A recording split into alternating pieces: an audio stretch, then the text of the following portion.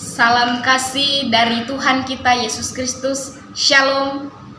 Perkenalkan, nama saya Anastasia Kakman dari Sekolah Tinggi Teologi Injili Interdenominasi Manado. Saat ini saya akan membawakan praktek khotbah dari mata kuliah Homiletika 2 dengan dosen pengampu yang terhormat Bapak Pendeta Dr. Agustinus De Parua, MTH. Saya dari semester 4. Sebelum kita sama-sama belajar kebenaran firman Tuhan, lebih penting kita harus mendahului dalam doa meminta pertolongan kepada Tuhan. Mari kita berdoa. Segala hormat pujian kami naikkan kepadamu ya Bapa yang terus kami sembah dalam kehidupan kami.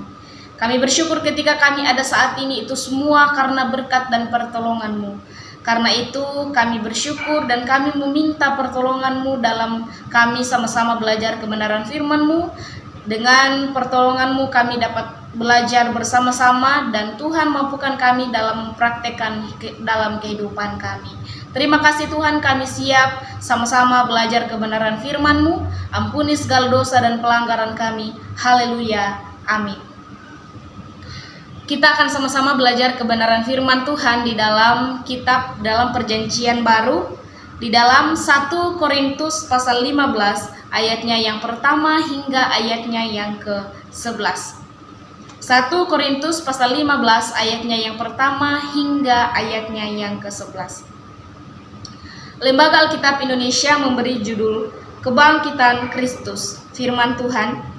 Dan sekarang saudara-saudara, aku mau mengingatkan kamu pada Injil yang aku beritakan kepadamu dan yang kamu terima dan yang di dalamnya kamu teguh berdiri. Oleh Injil itu kamu diselamatkan asal kamu teguh berpegang padanya, seperti yang telah kuberitakan kepadamu, kecuali kalau kamu telah sia-sia saja menjadi percaya. Sebab yang sangat penting telah kusampaikan kepadamu, yaitu apa yang telah kuterima sendiri, ialah bahwa Kristus telah mati karena dosa-dosa kita sesuai dengan kitab suci, bahwa ia telah dikuburkan dan bahwa ia telah dibangkitkan pada hari yang ketiga sesuai dalam kitab suci, bahwa ia telah menampakkan diri kepada Kefas dan kemudian kepada ke-12 muridnya. Sesudah itu ia menampakkan diri kepada lebih dari 500 saudara sekaligus. Kebanyakan dari mereka masih hidup sampai sekarang, tetapi beberapa di antaranya telah meninggal. Selanjutnya ia menampakkan diri kepada Yakobus, kemudian kepada semua rasul. Dan yang paling akhir dari semuanya, ia menampakkan diri juga kepadaku, sama seperti kepada anak yang lahir sebelum waktunya. Karena aku adalah yang paling hina dari semua rasul, bahkan tidak layak disebut rasul, sebab aku telah menganiaya jemaat Allah. Tetapi karena kasih karunia Allah, aku adalah sebagaimana aku ada sekarang. Dan kasih karunia yang dianugerahkannya kepadaku tidak sia-sia. Sebaliknya aku telah bekerja lebih keras daripada mereka semua, tetapi bukannya aku, melainkan kasih karunia Allah yang menyertai aku.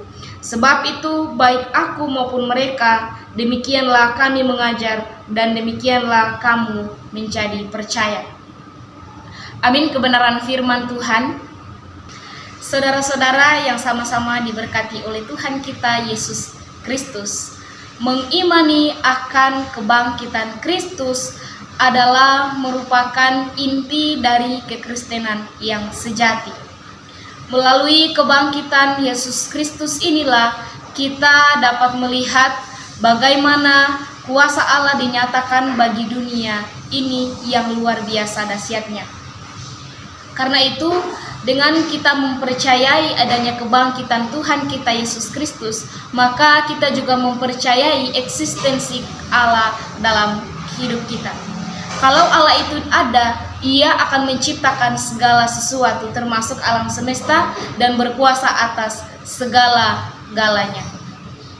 Dalam 1 Korintus pasal 15 adalah pasal yang terpanjang di dalam surat Korintus, di mana di dalamnya termuat 58 ayat yang mengajarkan soal kebangkitan.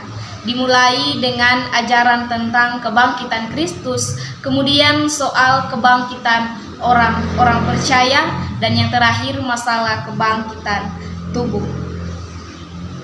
Melalui bagian ini, Rasul Paulus mengingatkan kepada jemaat yang ada di Korintus supaya tetap berdiri teguh di dalam Injil, karena pada saat itu ada yang tidak percaya dengan kebangkitan dari kematian. Rasul Paulus mengatakan bahwa jikalau tidak ada kebangkitan, maka tidak ada Injil dan sia-sialah kepercayaan kita. Dalam hal ini, kematian Yesus Kristus merupakan dasar dari keselamatan bagi kita, umat manusia. Di mana dengan tegas Rasul Paulus mengingatkan kembali akan makna hidup di dalam Yesus Kristus. Kecuali jikalau mereka merasa bahwa sia-sia menjadi orang yang percaya. Dari sini kita melihat betapa penting sekali bagi kita untuk mengisi kehidupan kita bersama dengan suatu pola yang ditetapkan oleh Kristus sendiri, yaitu suatu pola hidup yang menurut ukuran firman Tuhan. Kita tunduk kepadanya tanpa rasa ragu-ragu, tunduk pada kekuasaan firman itu, berpegang teguh pada ajarannya, percaya pada janjinya, mengindahkan peringatannya, dan menuruti segala perintahnya. Karena dari sinilah kita dapat merasakan anugerah Tuhan dalam hidup kita. Saudara-saudara yang sama-sama diberkati oleh Tuhan, tema kita yaitu kebangkitan Kristus membawa perubahan dalam kehidupan kita. Sekali lagi, kebangkitan Kristus membawa perubahan dalam kehidupan kita. Pertanyaan bagi kita semua yaitu, bagaimana cara sebagai orang percaya dalam menyikapi kebangkitan Kristus agar dapat mengubahkan kehidupan kita? Yang pertama, kita harus belajar tahu diri. Di dalam ayatnya yang ke-9. Di dalam ayat yang ke-9 dikatakan, karena aku adalah yang paling hina dari semua rasul, bahkan tidak layak disebut rasul. Sebab aku telah menganiaya jemaat Allah. Saudara-saudara yang sama-sama diberkati oleh Tuhan kita Yesus Kristus, apa yang dikatakan oleh Rasul Paulus ini bukanlah hal yang berlebihan. Ketika Rasul Paulus menatap kehidupan yang di belakang, ia mendapati bahwa selama ini ia telah melakukan hal yang tidak berguna bagi Kristus. Moralitasnya menjadi rapuh karena ia tidak mengerti akan anugerah itu. Sehingga dikatakan, sebab aku telah menganiaya jemaat Allah. Untuk itu, ia menyatakan kerendahan hatinya dengan perasaan menyesal telah menganiaya jemaat Allah. Ia menganggap dirinya yang terkecil atau yang paling hina dan tidak layak disebut sebagai seorang rasul. Sekalipun jabatannya itu didapatkan langsung dari Allah. Di sini kita dapat melihat bahwa sebenarnya Rasul Paulus mengatakan, aku Tuhan seorang yang tidak berguna itu sekarang ada menjadi rasulmu.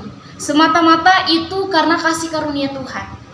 Paulus menyadari siapa dia di hadapan Tuhan yang kudus, siapa dia di hadapan yang berkuasa, karena ia tahu diri tentang kondisi hidupnya. Dan kesadaran Rasul Paulus inilah yang membawanya pada suatu perubahan yang radikal, perubahan yang membuat dia siap dianiaya, menderita demi Tuhannya. Ketika Rasul Paulus menyadari dirinya yang paling kecil dari semuanya, justru itulah yang membawa diri pada suatu kesadaran diri penuh di hadapan Tuhan. Saudara, ini merupakan suatu kesaksian yang terjadi di dalam diri Rasul Paulus tentang kuasa kebangkitan Kristus. Sehingga melalui pengalaman hidupnya inilah membawa dia mampu menyadari bahwa sesungguhnya betapa besar dosanya jika dibandingkan dengan anugerah Allah yang diterimanya. Sehingga Rasul Paulus senantiasa rendah hati. Saudara-saudara yang diberkati, bukankah seharusnya demikian yang terjadi di dalam kehidupan anak-anak Tuhan? Yaitu belajar tahu diri di hadapan Tuhan.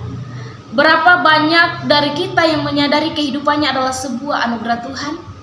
Bukankah banyak kita jumpai hal-hal yang tidak penting justru mengisi kehidupan orang-orang yang percaya? Tanpa dipungkiri dalam kehidupan manusia zaman sekarang cenderung hidup dalam pergaulan bebas.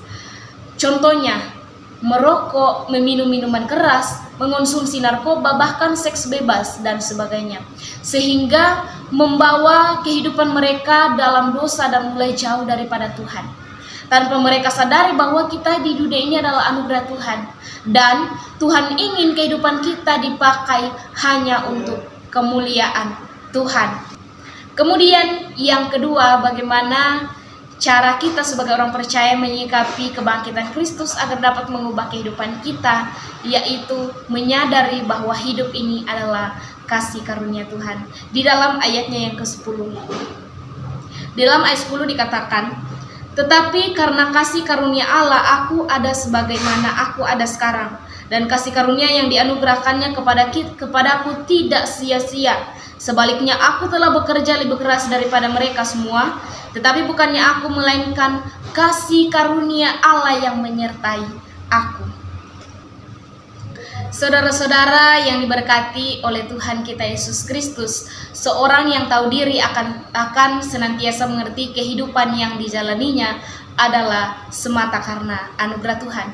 Kita melihat bagaimana Rasul Paulus, sekalipun sebagai seorang rasul yang hebat, tetapi ia menilai dirinya sendiri bisa ada sampai saat ini semata karena kemurahan Tuhan. Sebagai seorang yang tadinya tidak percaya akan pribadi dan kuasa Yesus, kini ia yakin bahwa sesungguhnya Yesus telah mati, bangkit dari antara orang mati, dan bangkit bagi kita semua. Di sini Rasul Paulus menyadari bahwa keselamatan yang diperolehnya semata karena anugerah Tuhan saja. Tetapi kasih karunia itu terus bekerja di dalam dia dan melalui dia selama ia melayani Tuhan. Karena kasih karunia Allah, Paulus telah menjadi sebagaimana ia ada pada waktu ia menulis suratnya kepada orang-orang yang ada di Korintus. Sehingga kasih karunia menurut dia tidak dinyatakan pada tentunya ia masih sebagai penganiaya. Itu menurut Rasul Paulus pada saat dia menjadi sebagai penganiaya. Akan tetapi karena pada saat ini Rasul Paulus sudah menyadari akan kasih karunia Allah yang besar, membawa dia kepada suatu komitmen yang sungguh dalam melayani dan menjalani hidup yang baru. Di dalam surat lain, Paulus menasihatkan bahwa keselamatan itu bukanlah hasil jerih lelah kita, jerih payah kita, bukan karena kekuatan kita, akan tetapi semata-mata karena anugerah Tuhan. Demikian pula dengan kehidupan yang sedang kita jalani pada saat ini.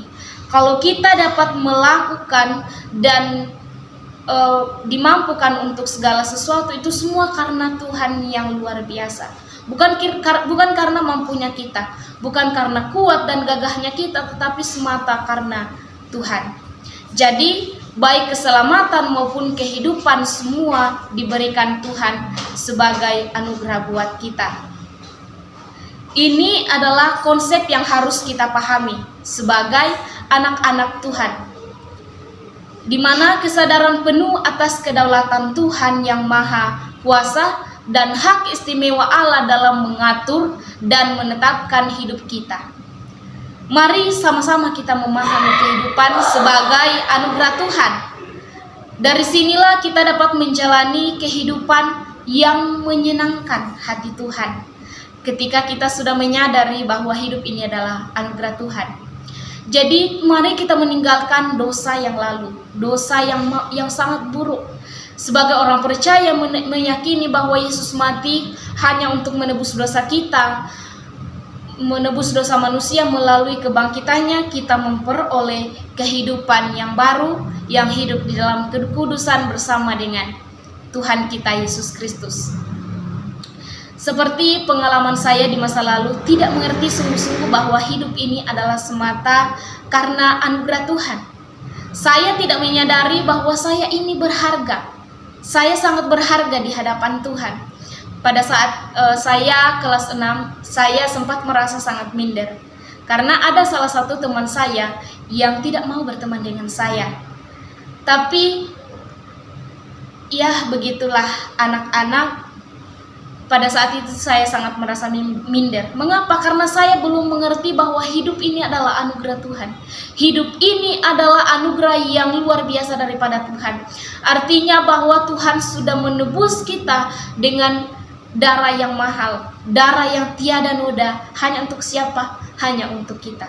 Jadi mari kita sama-sama belajar mengerti untuk dalam kehidupan kita bahwa hidup ini ada karena anugerah Tuhan saja. Dan terlebih sebagai orang percaya kita sudah diselamatkan. Saudara-saudara yang sama-sama diberkati oleh Tuhan kita Yesus Kristus, kita telah belajar dua hal. Bagaimana cara kita sebagai orang percaya dalam menyikapi kebangkitan Kristus agar itu dapat mengubah kehidupan kita. Saudara-saudara yang sama-sama dikasihi Tuhan, melalui pembacaan pada saat ini senantiasa mengajarkan kepada kita tentang cara kita menyikapi kebangkitan Tuhan agar dapat mengubah kehidupan kita, khususnya kita sebagai orang percaya. Yang pertama adalah belajar tahu diri di hadapan Tuhan. Belajar sadar diri untuk merendahkan diri di hadapan Tuhan. Kemudian yang kedua, menyadari bahwa hidup ini adalah anugerah Tuhan. Amin kebenaran firman Tuhan. Mari kita sama-sama berdoa, kita berdoa. Tak henti-hentinya kami datang bersyukur kepadamu Tuhan. Kami bersyukur kami telah belajar bersama-sama kebenaran firman-Mu. Biarlah kiranya firman-Mu ini terus menjadi pedoman dalam kehidupan kami. Tuhan yang akan senantiasa memateraikan dalam kehidupan kami agar kami dapat mengerti, terlebih dimampukan untuk mempraktekkan dalam kehidupan kami. Ampuni hamba-Mu jika ada hal-hal yang hamba katakan tidak berkenan di hadapan-Mu. Ini doa kami Tuhan. Haleluya, haleluya. Amin. Terima kasih untuk kita semua yang telah senantiasa mengikuti dari awal hingga selesai. Mohon maaf jika ada kata-kata yang tidak berkenan. Biarlah kita sama-sama dapat terberkati oleh kebenaran firman Tuhan yang sederhana ini dan terus menjadi berkat bagi banyak orang. Terima kasih. Shalom.